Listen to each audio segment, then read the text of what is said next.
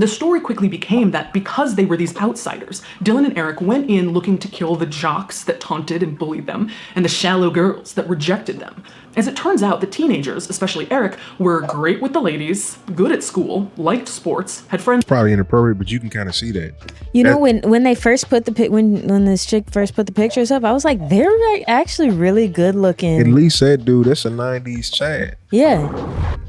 Well, now we know all the lies we've been told about Columbine and how that ripple effect is kind of permeated culture and society. It's damn. Crazy, right? Yeah. That's wild. Greg sent us a video about Columbine, the things that people never knew about Columbine. Okay. That would be pretty interesting. To this day, I still retain so much about the events of that day. Two teenagers, Eric Harris and Dylan Klebold, were mercilessly teased and bullied in high school. Teased for liking Marilyn Manson and wearing black trench coats. They were rejected by the jocks. They were rejected by girls. They took out their anger in violent video games, which led to a real-life plan to get as many guns as they could and shoot as many fellow students as they could. That narrative of Columbine has become the origin story, the genesis of this modern-day religion of angry, disenfranchised men. But as it turns out, little of that story is true. In fact, the only part of what I said that was strictly true is there is solid evidence the two young men did sometimes listen to Marilyn Manson, even though he wasn't their favorite.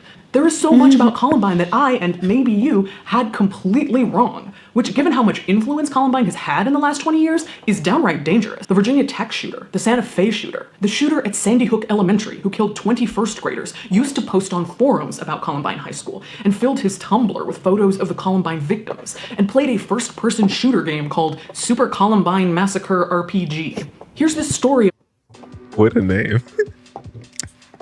I can't say I would never click on that game.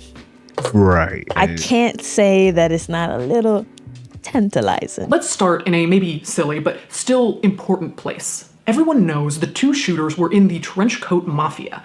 They wore trench coats, makeup, berets, their tastes were dark, borderline gothic, they were into witchcraft, there were rumors they were gay, and this outsider fashion and sexuality is part of why they were so bullied. Now, it's not that the truth here is more complicated, it's just wrong. There was a group at Columbine High School calling themselves the Trenchcoat Mafia, but the two shooters were not a part of it. But if you search major newspapers from the day following the shooting, the New York Times, the BBC, they all clearly identify and link the shooters as being part of the Trenchcoat Mafia, this group of trenchcoat-wearing loners. But the students the papers interviewed, and even the students the police interviewed, were constantly confusing the shooters for other, different students at Columbine. It's not that there weren't kids like this at Columbine High School, students in the Trenchcoat Mafia, they were just not Dylan and Eric. The story quickly became that because they were these outsiders, Dylan and Eric went in looking to kill the jocks that taunted and bullied them, and the shallow girls that rejected them. Adding to that, they were probably white supremacists, so they were going to kill minorities as well. But in fact, they had no targets.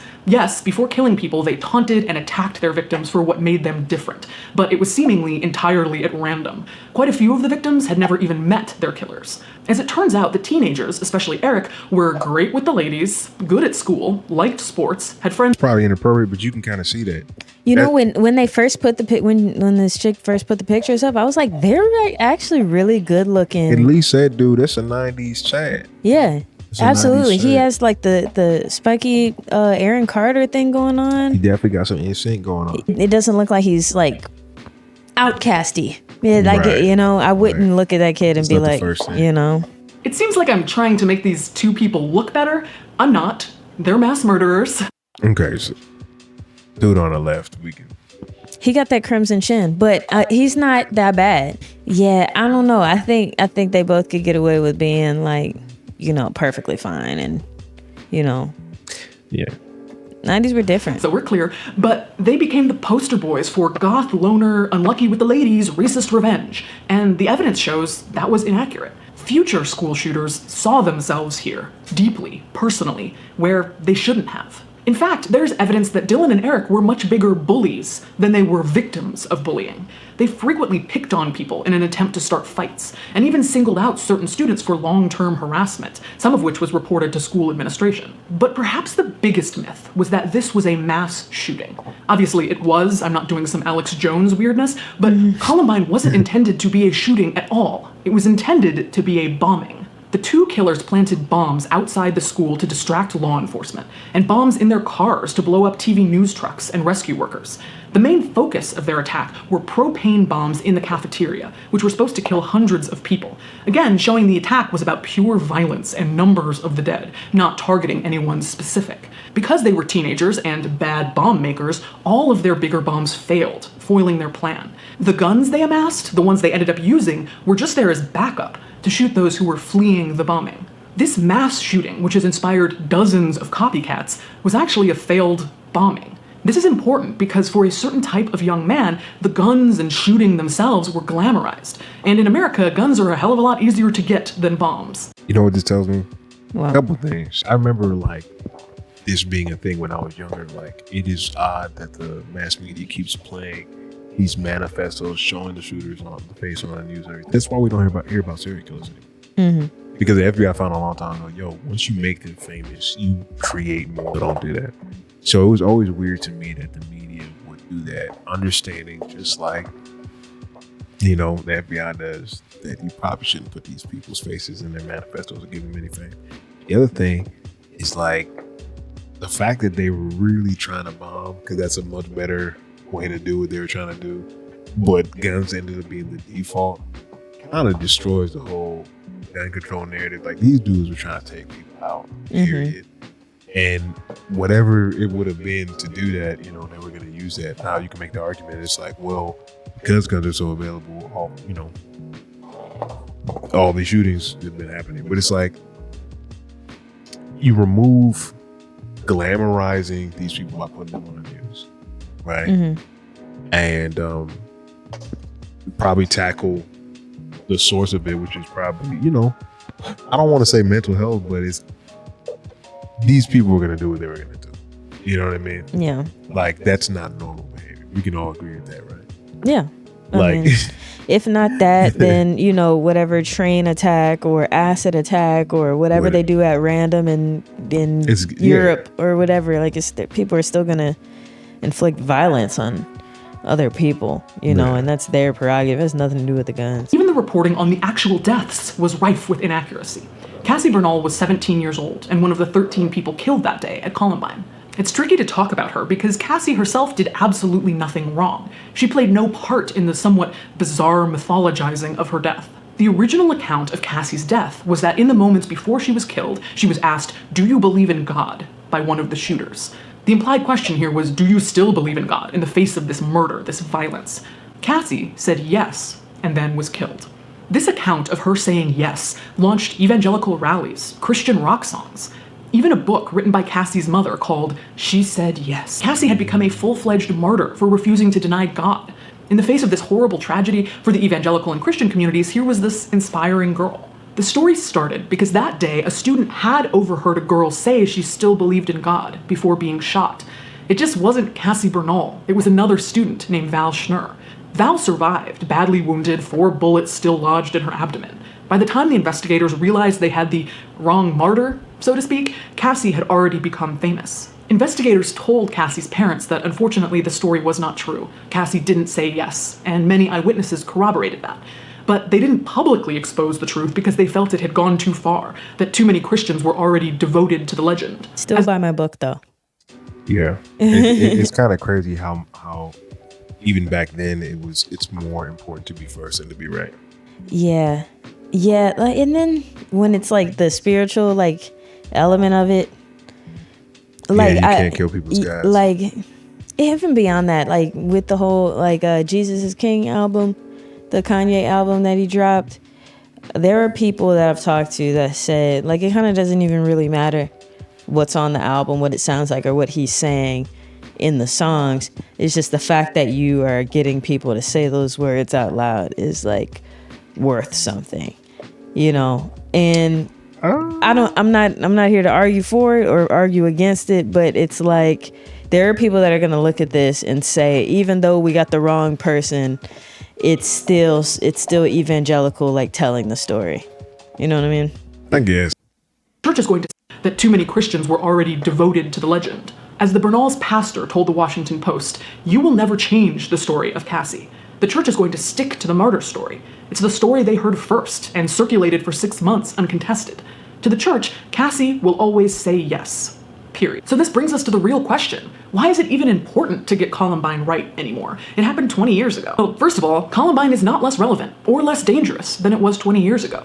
The shooters wanted to exploit the 24-hour cable news cycle, just like the mass shooters of the last 5 years want to grab the news and internet through manifestos and videos and live streaming. And that desire to capture and exploit our fear and imaginations through media always seems to work exactly as they planned. I think it's interesting that how much of it is like fabricated. Yeah. You know, or how much, I mean, fabricated is a big word. I'm sure it wasn't intentionally fabricated. But it's just false. But yeah, it's just bad information.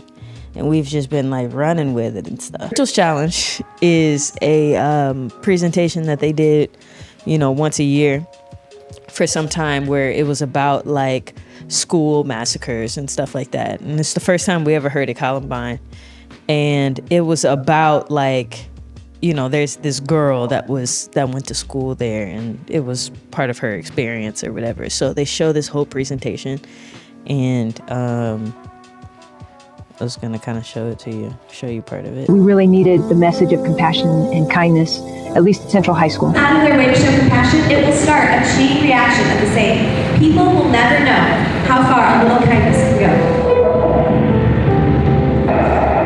It's kindness.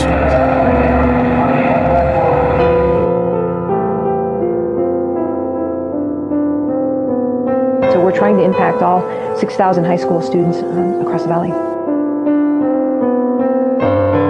Outside these doors, and hear about your friend. This is where Rachel was shot. This is where Rachel died.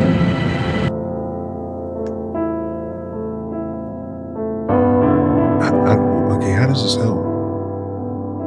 The violence in the music, the violence on the internet, the violence on the shirts has created a huge impact on school communities.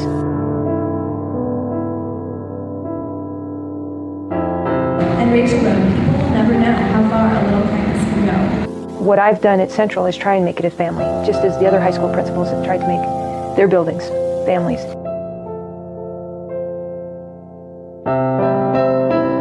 I was sad that Rachel and all those 13 people died that day. This really touched me.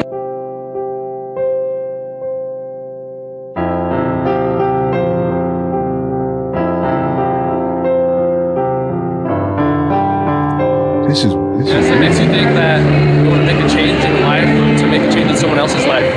So you can Be kinder to people. Yes.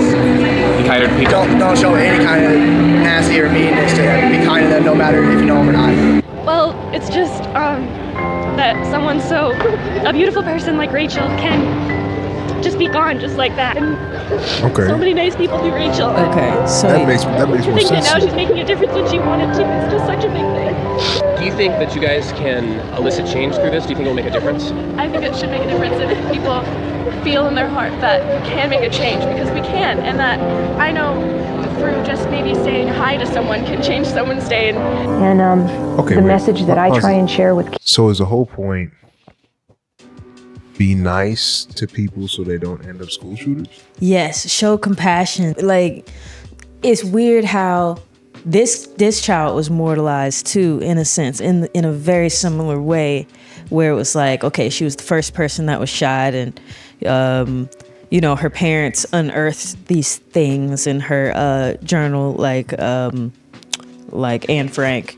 And it's just like, you know, people need to be more loving to one another. It's just a very like, How does that end the shoot? I mean, well, like, if we're going, okay, I get it. If we're going off of the previous narrative that like they were bullied, therefore they shot him. yeah. And so you have this person, the lady in the black with the ponytail. She was She like, still got shot. but it's like, if everybody accepts Rachel's challenge, and everybody, you know, there was like, I don't know if you saw the scene where there was a big board and everybody signed their name or whatever. Like, do you accept Rachel's challenge to be inclusive and to be kind to others? But it's like, when I tell you, these kids crying or whatever, there was that girl in the background getting down, like ugly crying, obviously. Yeah. That's how it is. Like, they pretty much get you all together. They teach you about the Columbine, which most of it, that's the first time we've ever heard of that. And then they traumatize you and they say all of this was avoidable if we would have just all been more like Rachel.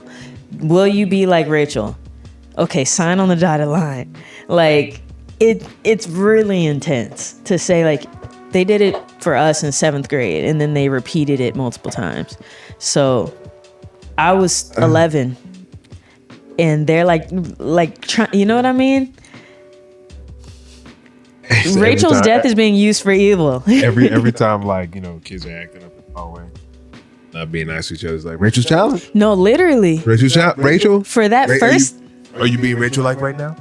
In that first about 2 months, like, all the weird kids got to sit wherever they wanted at lunch.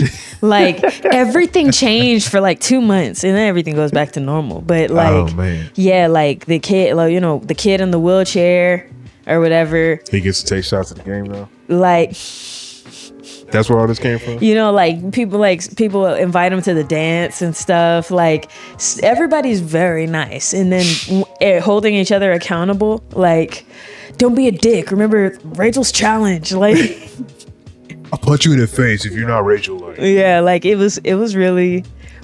We all very much attached ourselves to that thing.